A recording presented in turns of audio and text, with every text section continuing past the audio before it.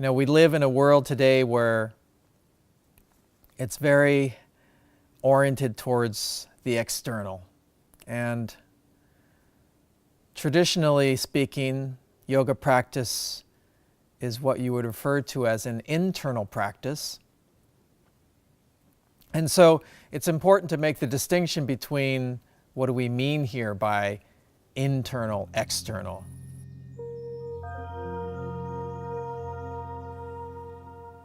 Naturally speaking, we tend to focus, especially in the West, we tend to focus on external details. So we focus on physical appearance, we focus on the words that a particular person is using.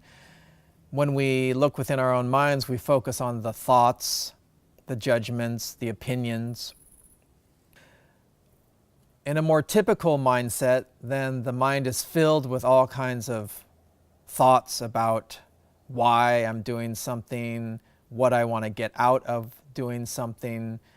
In other words, we usually approach most activities with a very, very deep sense of expectation about the result that we want to produce. And based on whether or not we get this result, this can produce either a kind of feeling of contentment or frustration.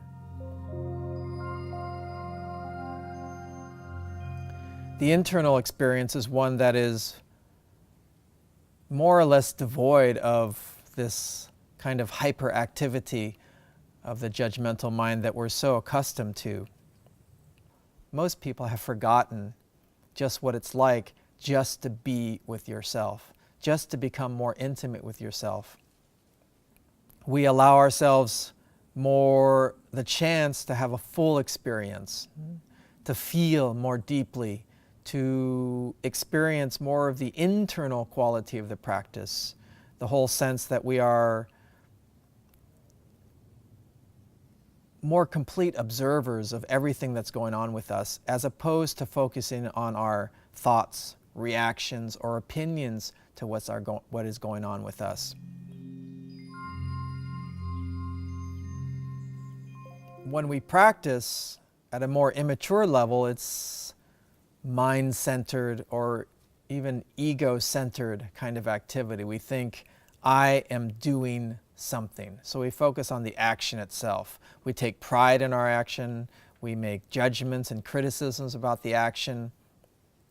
But we don't really focus on sort of the essential condition or the environment of the mind itself.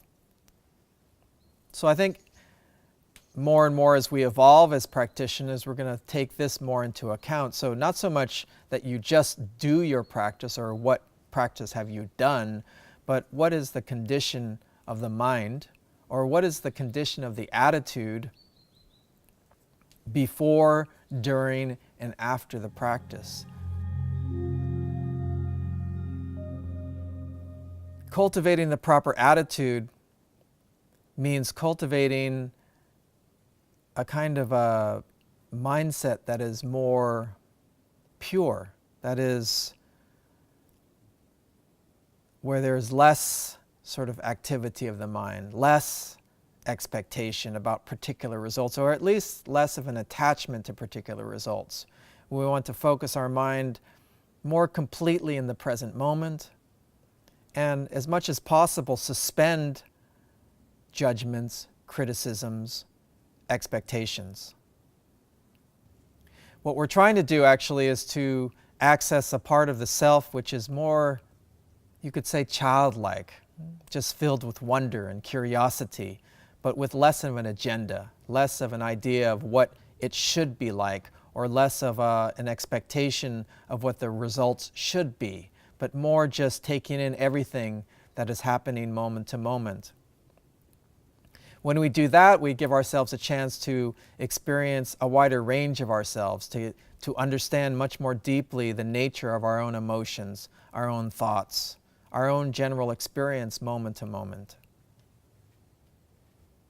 And this gives a chance for us to really tap into a part of ourselves that is much more sort of intuitive in nature, much more deeply feeling than is typically normal for most people. Ultimately speaking, yoga practice is about intimacy. about coming to know yourself in the most profound and most intimate kind of way, to drop down into your own experience, to feel yourself, and thus to feel life much more closely, much more directly, without all the interference of all the judgments and thoughts.